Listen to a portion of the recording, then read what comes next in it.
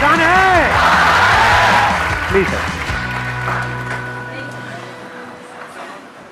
तो इस सेशन को मैं शुरू करता हूं। एक बहुत इंपॉर्टेंट एक बात जो हमको समझनी होगी इस सेशन को आगे बढ़ाने से पहले, हमारा जो भी एजुकेशन सिस्टम है या जो भी बचपन से आज तक हमारी कंडीशनिंग हुई है, वो पूरा फोकस सिर्फ एक ही चीज के ऊपर है, वो है कि पैसा कमाओ। सब एग्री करते हैं इस बात से?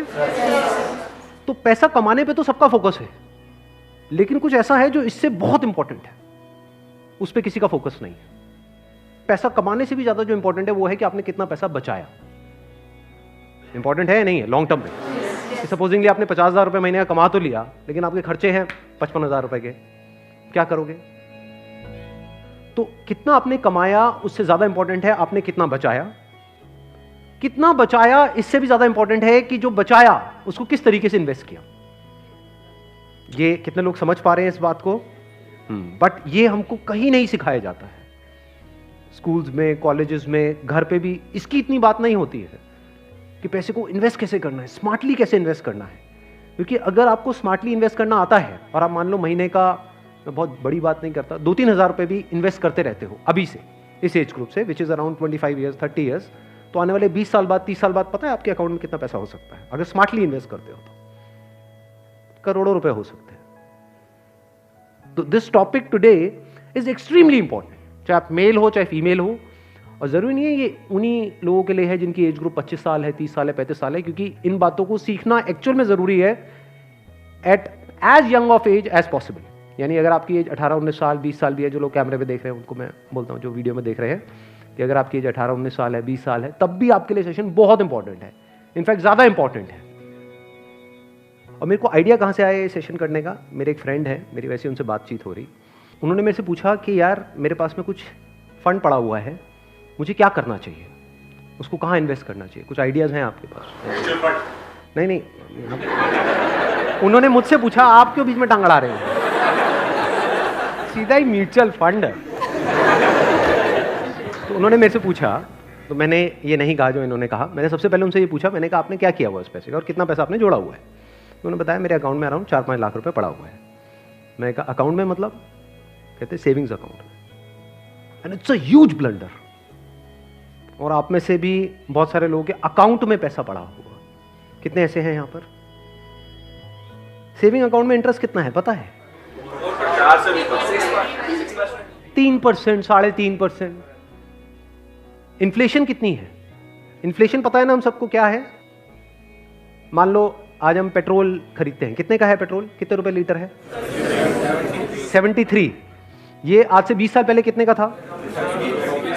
20-25 रुपए का। तो 25 रुपए से बढ़ करके आज कहां हो गया है? 73 पे पहुंच गया। तो ऑलमोस्ट 3 गुना बढ़ गया है।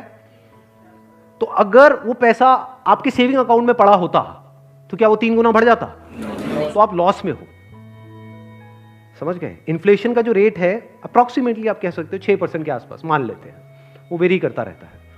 बट अगर 6% इन्फ्लेशन है और 3% आप अर्न कर रहे हो उस पैसे पे, तो आप कमा नहीं रहे हो, आप गंवा रहे हो, क्योंकि उस पैसे की वैल्यू कम होती चली जा रही है और आप खुश हो रहे हो कि मैं पैसा जोड़ रहा हूं। आप जोड़ नहीं रहे हो, आप बेवकूफी कर रहे हो।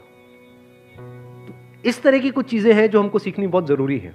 और जैसे मैंने उनको ये बात बोली तो it was a surprise for him. मैंने कहा ये पैसा सेविंग्स में क्यों पड़ा है, इसकी एफडी क्यों नहीं कराई? क्योंकि एफडी में एटलीस्ट 7% इंटरेस्ट है। कहता मैंने कभी सोचा ही नहीं ऐसे, मेरे को किसी ने बताया ही नहीं इसके बारे में, कभी सिखाया ही नहीं। और ये कोई छोटी प्रॉब्लम नहीं, बहुत बड़ी प्रॉब्लम है।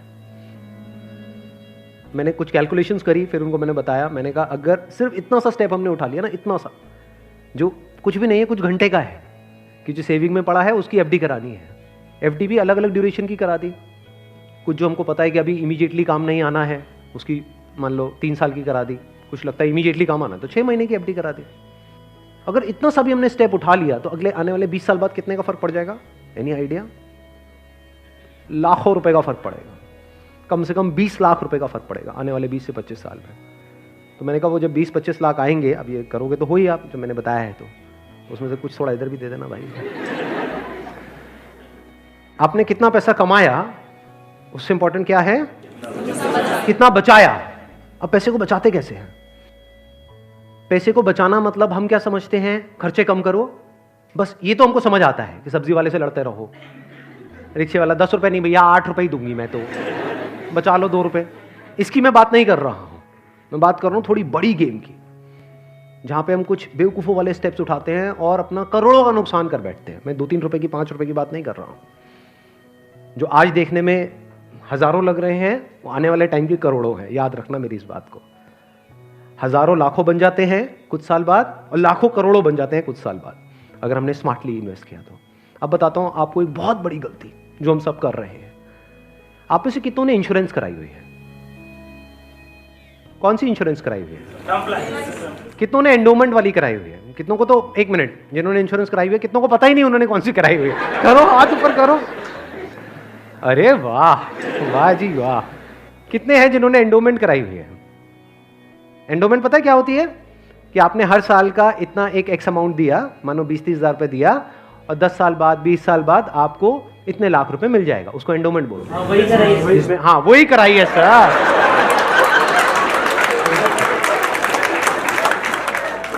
क्या सर एंडोमेंट पेंडोमेंट बोलते? सीधी बात करो ना। इंश्योरेंस का मतलब लोग यही समझते हैं इंडिया में कि हर साल का इतना पैसा जाना है, इतना प्रीमियम जाएगा, 20,000, 30,000, 40,000, और 20 साल बाद आपको इतने लाख रुपए मिल जाएगा। मान लो 20 लाख रुपए मिल जाएगा, जो सुनने में बड़ा अट्रैक्टिव लगता है। बेवकूफों वाला स्टेप है ये। कितनों ने टर्म इंश्योरेंस कराई हुई है? हार्डली 3 या 4 या 5 लोग। कमाल जी कमाल। देख लो कितना बड़ा ब्लंडर है ये अभी आप सपने में भी नहीं सोच सकते। और ये आपको कोई नहीं बताएगा, ना कोई बैंक वाले बताएंगे, ना कोई इंश्योरेंस एजेंट बताएगा, ना आपका कोई दोस्त बताएगा, क्योंकि जब पैसा बीच में आ जाता है तो यारी दोस्ती सिर्फ नाम की होती है।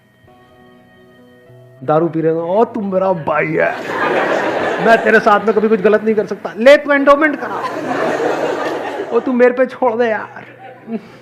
और आपको पता ही नहीं आपका कितना बुरी तरीके से कटा है।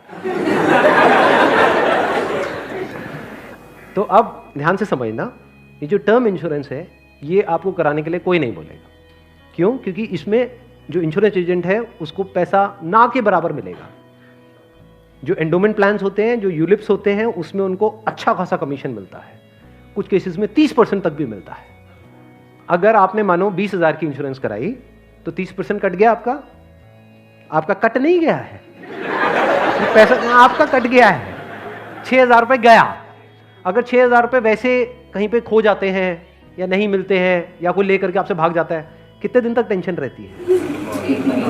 मजे की बात क्या है, आपको पता ही नहीं है कि आपके साथ क्या हुआ है। ये जो टर्म इंश्योरेंस होती है इसमें ना के बराबर कटता है। इसमें बस एक पॉइंट होता है जिसको सुनते ही आप लोगों को झटका लगेगा, जिनका कन्वेंशनल माइंडसेट है।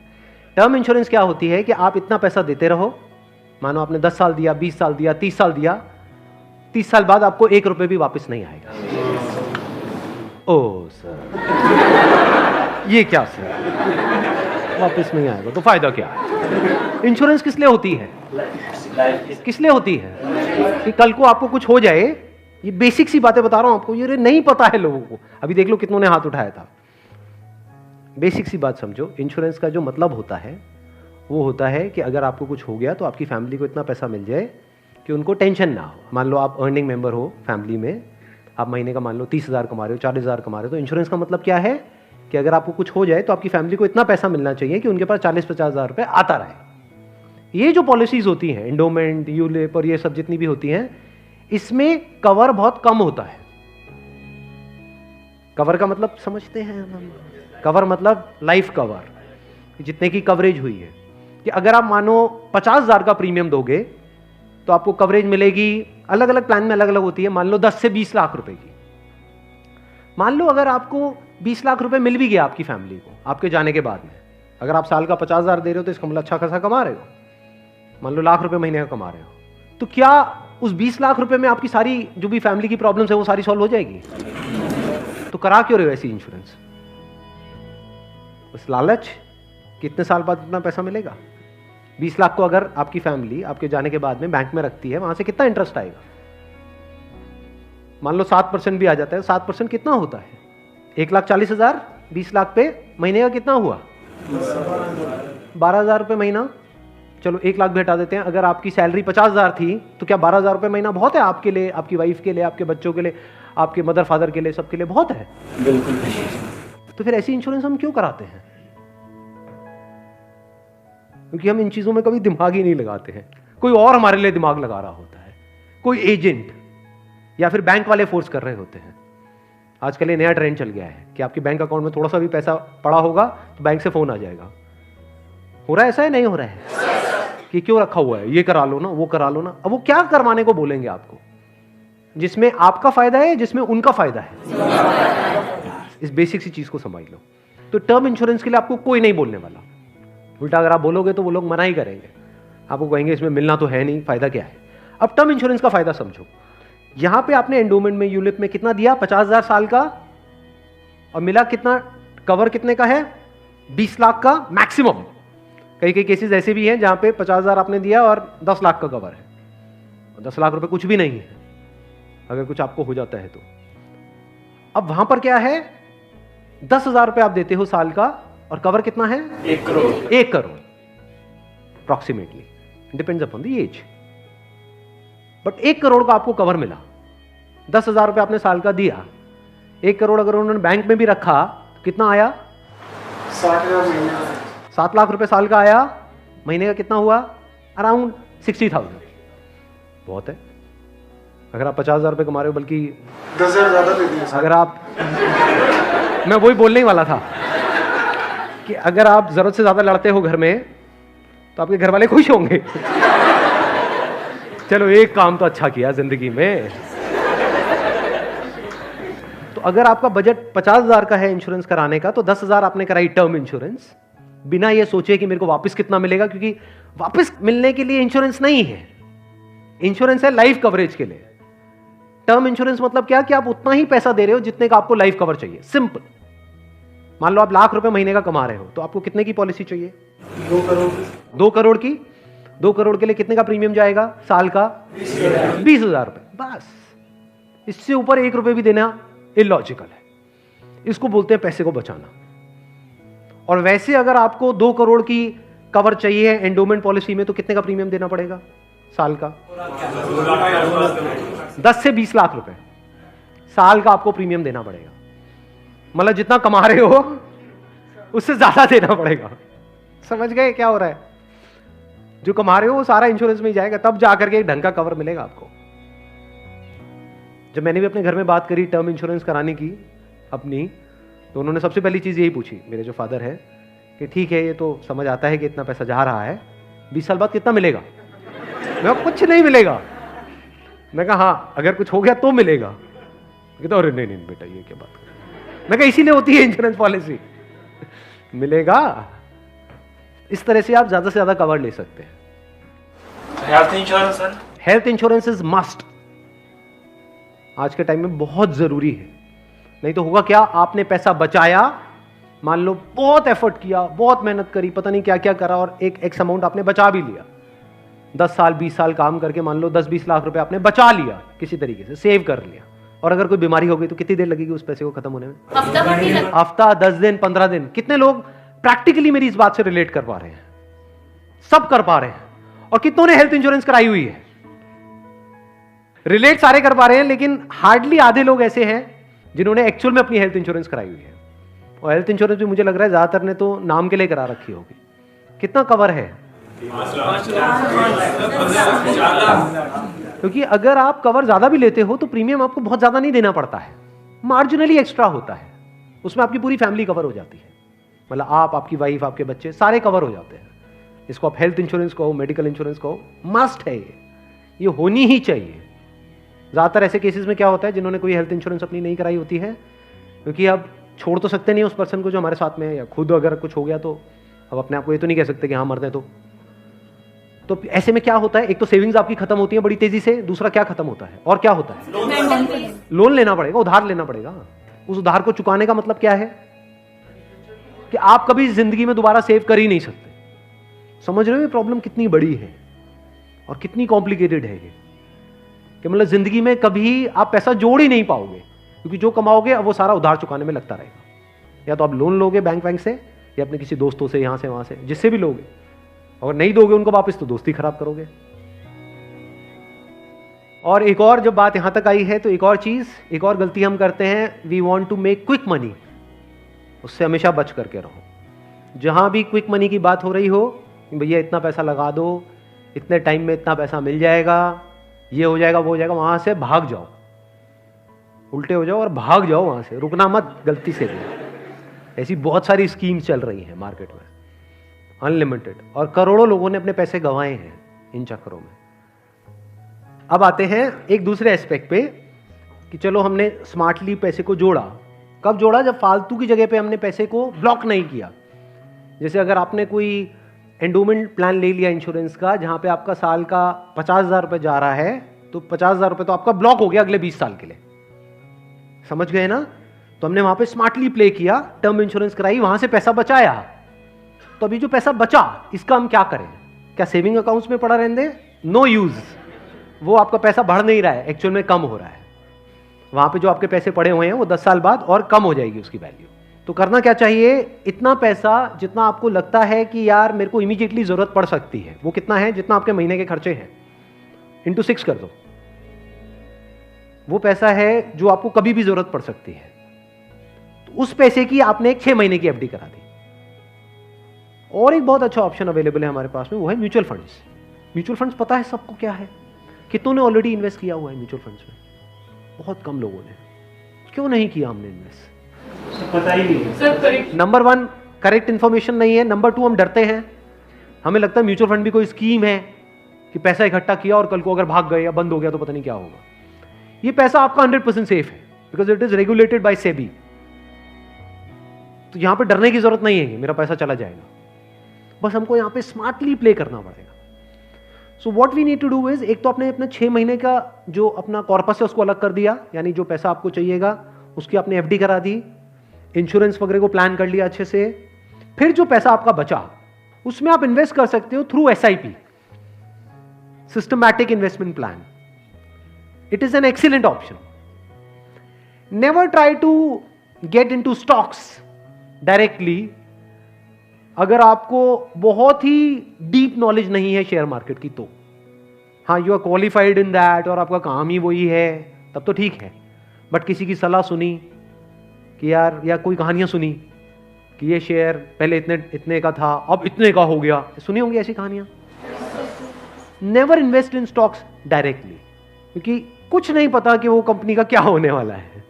हो सकता है आपका 100 रुपये आपने पूरा जो भी आपने जोड़ा या 1 लाख रुपए आपने जोड़ा और किसी के एडवाइस पे आपने उठा करके लगा दिया, वो 1 लाख रुपए 10,000 भी रह सकता है कुछ टाइम के अंदर अंदर, पता भी नहीं लगेगा। कहते हैं ना, never put all your eggs in the same basket, in one basket. तो अब करें क्या? क्योंकि अब प्रॉब्लम क्या है, इन्फ्लेशन अगर है 6% का और एफडी में आपको मिल रहा है 7%, तो अल्टीमेटली आप कितना कमा रहे हो? 1%। 1% से क्या होगा? करोड़पति बन जाओगे? इम्पॉसिबल। तो आप क्या कर सकते हो, अपना आधा पैसा सेफ जगह पर रखो। सेफ जगह क्या है? एफडी हो गया। एफडी में भी एक और चीज है जो बहुत लोगों को नहीं पता है। वो क्या है कि ऐसे, एक तो है बैंक में आप एफडी कराते हो, एक है कुछ कंपनीज है जो क्रिसिल से या इकरा से, ऐसे ये कुछ ऑर्गेनाइजेशंस हैं, वहां से AAA रेटेड है।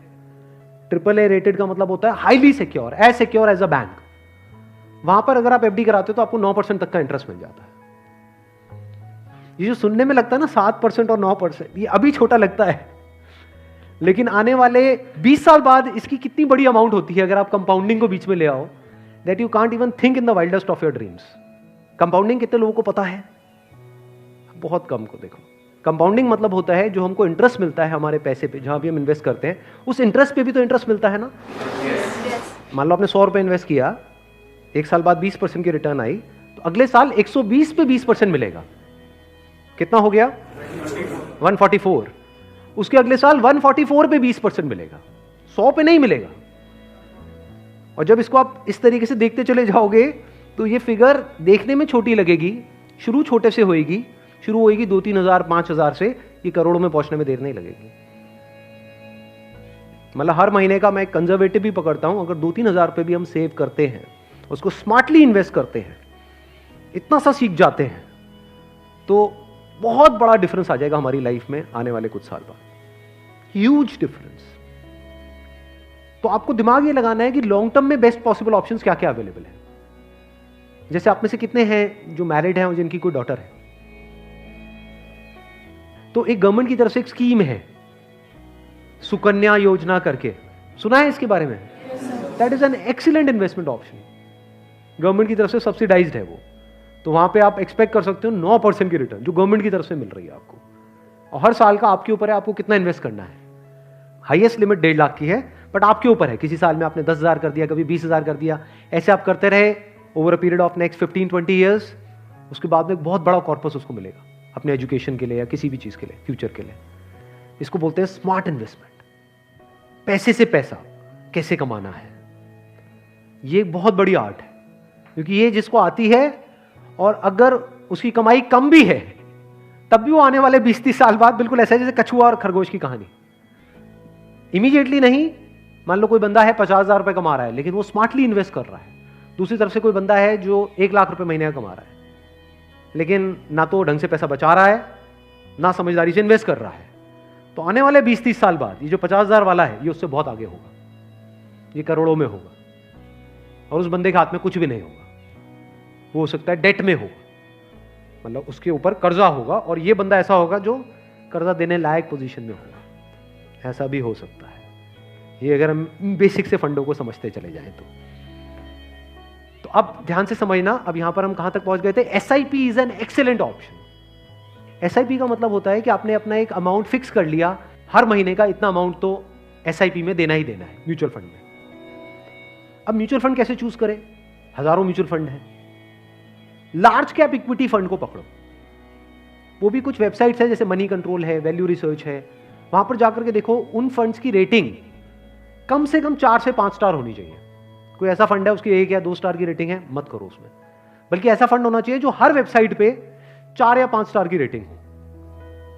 अब आपने क्या किया कि हर महीने का अपना एक अमाउंट फिक्स कर लिया, दैट कुड बी एनीथिंग, 1,000 रुपए, 2,000 रुपए, 3,000 रुपए, 4,000, 5,000, what ever that amount is. SIP के थ्रू ऑटोमेटिकली इतना अमाउंट आपके अकाउंट से डेबिट होता चला जाएगा over a period of next 10 years, 20 years, 30 years. अभी स्मार्ट इन्वेस्टमेंट क्यों है? एक तरफ से मैं इंश्योरेंस के लिए मना कर रहा था, इसके लिए स्मार्ट क्यों है? क्योंकि यहां पे आपका पैसा नहीं कट रहा है, जो पैसा आप लगा रहे हो पूरा का पूरा इन्वेस्ट हो रहा है।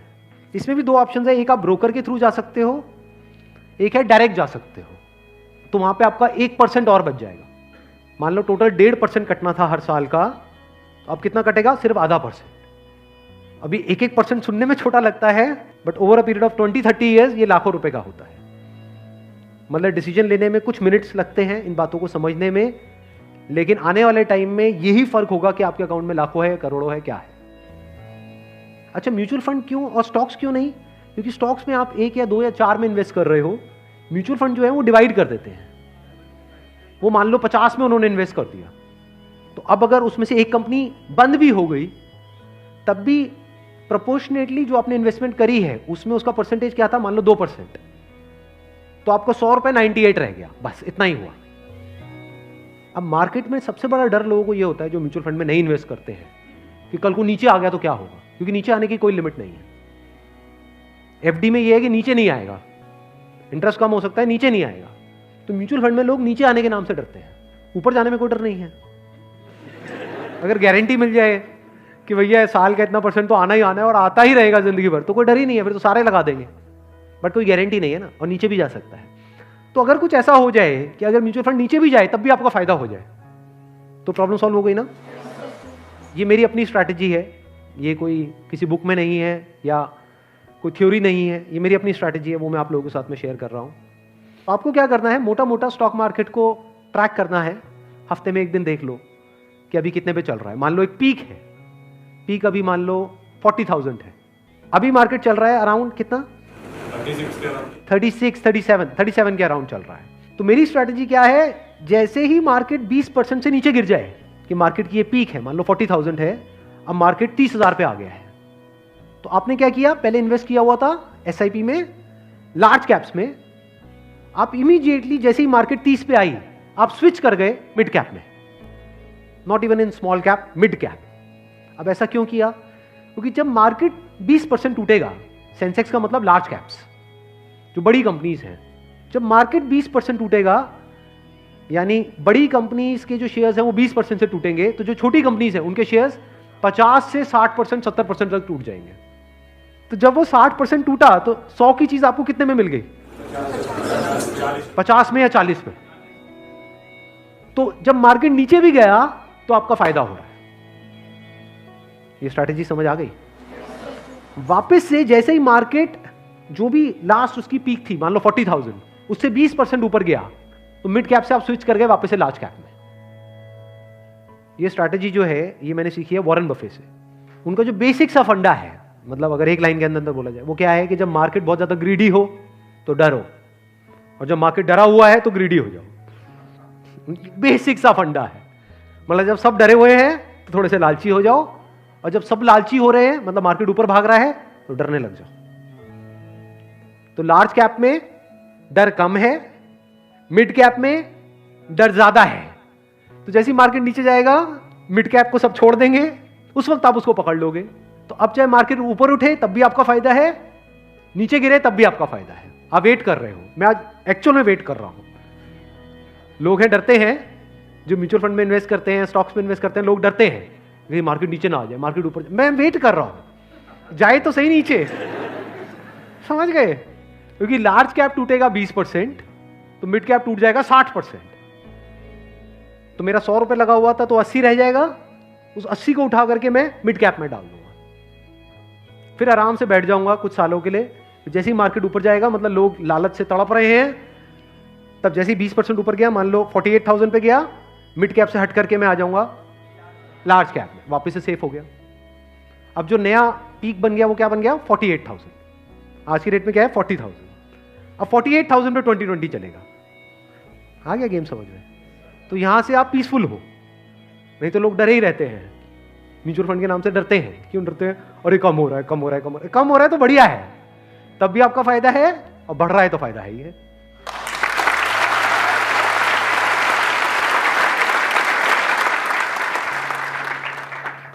समझ गए? ये बेसिक सा फंडा है, हमेशा याद रखना। मतलब मासिस की जो साइकी है उससे आप कुछ अलग करोगे तभी आपके साथ कुछ अलग होगा, नहीं तो पूरी मार्केट रो रही होगी, आप भी बैठ करके रो रहे होंगे। अरे टूट गया, टूट गया, टूट गया, टूट गया, अरे गिर गया, गिर गया, गिर गया, गिर गया, मैं बर्बाद हो गया, मैं बर्बाद। बर्बादी में भी आपका जश्न होगा अगर इस तरह से आप समझ पा रहे हो तो। Thank you so much.